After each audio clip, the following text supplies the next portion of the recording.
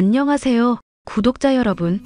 구독과 좋아요는 채널 운영에 큰 힘이 됩니다. 안녕하세요. 저는 남편과 함께 식음료 쪽 사업을 하고 있는 40대 초반 여성입니다. 몇 번의 사업 위기 끝에 마지막을 선택했던 분야에서 좋은 분위기를 탔고 꽤 유명한 프랜차이즈 사업가로 발돋움하기 직전에 있을 만큼 무척 행복기만 했습니다. 하지만 저희 부부의 사업이 안정되고 잘 되자 동서의 질투가 시작되었습니다. 그리고 질투에 눈이 먼 동서의 말도 안 되는 행동에 저는 기겁하게 되었죠. 형님, 요즘도 사업은 잘 되고 있어요? 동서 요즘은 더워서 그런지 좀 더 정신이 없네. 형님네도 곧 경기 타고 유행 지나면 망할 수 있을 텐데 큰일이네요. 우리는 딱히 유행 타는 그런 메뉴는 아니라 괜찮을 것 같다고 하더라고. 누가요? 형님네한테 프랜차이즈 하자고 하는 곳에서요?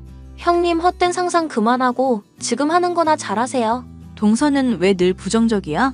형님, 말 정말 섭섭하게 하시네요.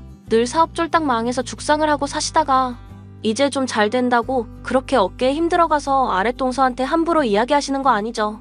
형님 아기 못 가져서 병원 다닐 때 제가 얼마나 위로를 해드렸어요? 저 그때 첫째도 둘째도 임신 중이었는데도 불임인 형님랑 차도 마셨어요. 재수 없을 수도 있는데 말이죠. 뭐? 재수가 없어? 애 못 가지는 여자랑 차 마시다가 제 뱃속에 있던 아이들도 함께 없어지면 어떡해요? 그런 감수 다 하고 저 형님한테 위로를 해드린 건데 이제 좀 살만하다고 이렇게 저를 무시하면 안 되죠. 저한테 받은 게 있으시면서.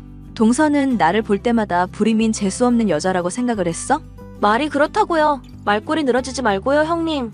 지금 제가 하고 싶은 말은 그게 아니잖아요. 저한테 지금 함부로 말했잖아요. 제가 형님네 망했으면 좋겠다고 생각한다고. 동서, 내가 언제 그랬어? 동서가 회의적으로 생각을 하고 말을 하니까 물어본 것뿐이야. 형님 말이 나와서 하는 말인데요. 형님이나 아주버님이 좀 개고생을 했어요? 그때마다 우리 아이 아빠가 얼마나 힘이 되어드렸어요? 그리고 형님 애도 못 가질 때 얼마나 우리 집안이 다 죽상이었어요? 형님 그런 거 떠올려봐요. 그럼 진짜 저희 부부한테 잘해야 돼요. 형님 애도 못 가져서 시부모님 마음 상할 때 누가 애를 낳았어요? 제가 그것도 둘씩이나 낳아서 형님 자식 부담 덜어드렸잖아요. 형님 아니었음 저 하나만 낳고 끝났어요. 동서 정말 그렇게 생각하고 있었어? 당연하죠. 형님 때문에 제가 몸 버리면서 둘씩이나 애를 낳았고 형님네 사업 망해서 그지같이 다닐 때도 저 만나줬잖아요. 그런데 그런 우리 아이 아빠한테 같이 사업을 제안하지는 않고 어떻게 바로 프랜차이즈 사업으로 확장을 할 생각을 하세요? 일단은 저희 아이 아빠한테 먼저 같이 하자고 해주셔야 하는 것 아니에요? 동서 말대로 사업이 지금 잘 된다고 앞으로 잘 된다는 보장도 없고 또 동서가 그랬잖아. 우리도 유행 타서 힘들어지지 않겠냐고. 사업을 어떻게 가족한테 제안을 해? 더군다나 공무원으로 안정적이게 회사 잘 다니고 있는데. 공무원이 안정적이요? 형님은 떼돈을 버는 동안 저는 돈 같지도 않은 돈으로 없이 살아야 하는데 그런 말이 잘도 나오시네요, 형님은. 암튼 잘 지내세요. 여러 차례 사업에 실패할 때마다 힘내라고 해주던 동서가 처음으로 사업이 성공하자 태도가 달라지기 시작했습니다. 그리고는 사업에 욕심을 갖는 모습을 보이면서 아이를 갖지 못했던 저의 아픔을 함부로 이야기하더군요. 형님, 저 정말 못 살겠어요. 왜? 무슨 일인데 그래? 형님이 제발 아이 아빠 좀 설득해주세요. 형님 말이라면 잘 듣잖아요. 아주버님랑 같이 설득 좀 해줘요. 뭘 설득해달라는 소리야? 무슨 말이야? 아이 아빠가 퇴사를 안 한대요. 응? 퇴사를 안 해? 퇴사를 한다는 게 아니라 안 한다는 건데 무슨 설득이 필요해? 아니, 내 친구네가 고깃집으로 대박이 났는데 친구네가 다른 지역에 하나를 더 차리려고 하더라고요. 그래서 서방님 퇴사하고 고깃집 하려고? 네, 고깃집만 차리면 얼천이 우습다던데. 형님네는 아무래도 음료 같은 거니까 단위가 작죠? 사업을 하더라도 단위가 커야 맛인데 형님네는 띠끌로 태산 만드느라 죽을 맛이겠네요. 우리야 단가 자체가 다르니까. 아니 그런데 동서 고깃집을 그냥 한다고 바로 그게 돼? 어차피 내 친구네가 알아서 다 해주는데 왜 안 돼요? 고기고 뭐고 다 라이센스를 준다는데. 서방님은 뭐라고 하는데? 자기가 어떻게 장사를 하냐고요. 답답해 죽겠다니까요. 이렇게 좋은 기회를 제가 사업 이야기를 하니까 친구라고 먼저 제안한 건데 당장 대답 안 하면 다른 사람한테 넘긴다는데 계속 안 한대요 글쎄. 고깃집 대박 난다니까요. 서방님도 생각이 있겠지 동서. 왜요? 형님네보다 우리가 고깃집에서 다시 잘 나갈 것 같아서 쫄려요? 뭐? 솔직히 이번 사업 전까지는 우리한테 비빌 수도 없었잖아요.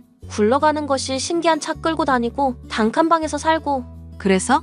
아니, 그렇게 거지같이 사시다가 이제 잘 돼서 차도 좋은 거 끌고 다니고 아파트도 좋은 데로 사고 하니까 저 볼 때마다 얼마나 고소하겠어요? 동서 무슨 말을 하는 거야?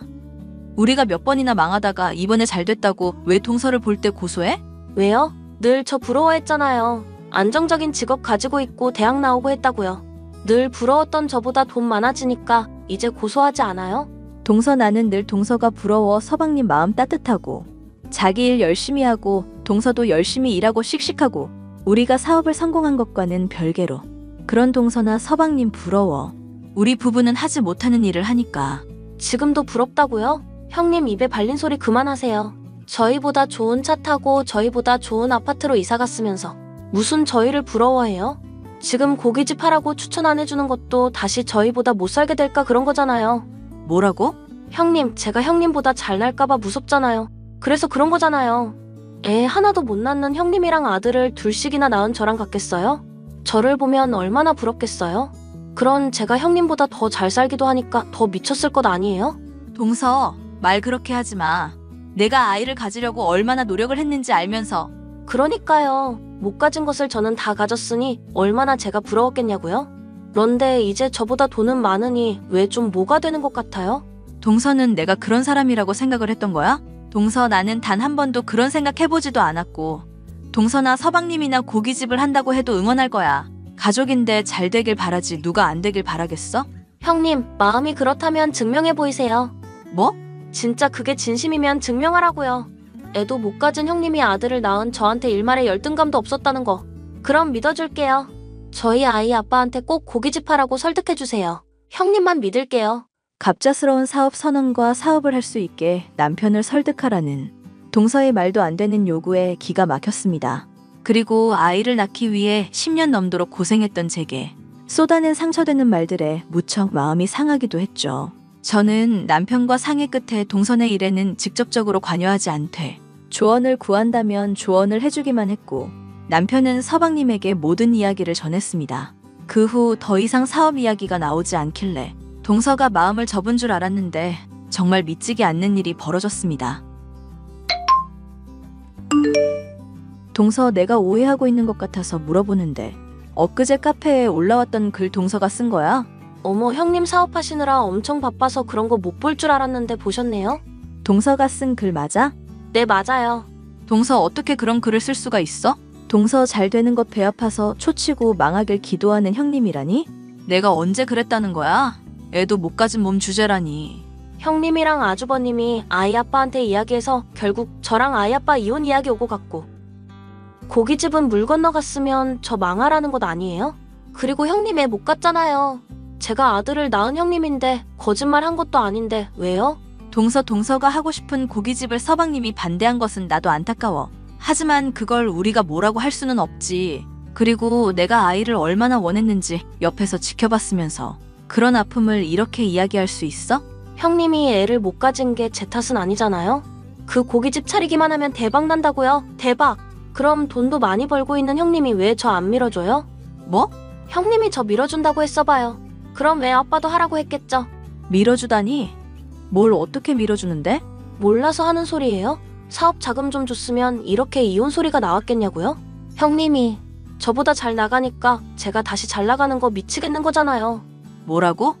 그래서 카페에도 그렇게 말도 안 되는 글을 올린 거야? 내가 자기를 질투하고 평생 동안 열등감에 살았다고? 아니에요? 동서 하나만 묻자. 내가 동서 아이디도 아는데 그렇게 카페에 글을 올렸다는 것은 내가 보길 바랬단 거지? 맞아요. 형님이 좀 보고 양심에 찔렸으면 좋겠더라고요. 제발. 그리고 형님네가 다시 쫄딱 망했으면 좋겠어요. 그래, 우리 사업 망했으면 좋겠다고도 쓰여있더라. 단칸방에서 거기 같이 살다 어떻게 40평대 아파트로 올라갔는지 신기하다고. 그게 동서 거 같다고? 네, 제가 오죽하면 그러겠어요? 오죽하면 형님이 나를 안 도와주니까 형님도 같이 망했으면 좋겠다는 생각이 드는 것 아니냐고요. 동서. 됐고요.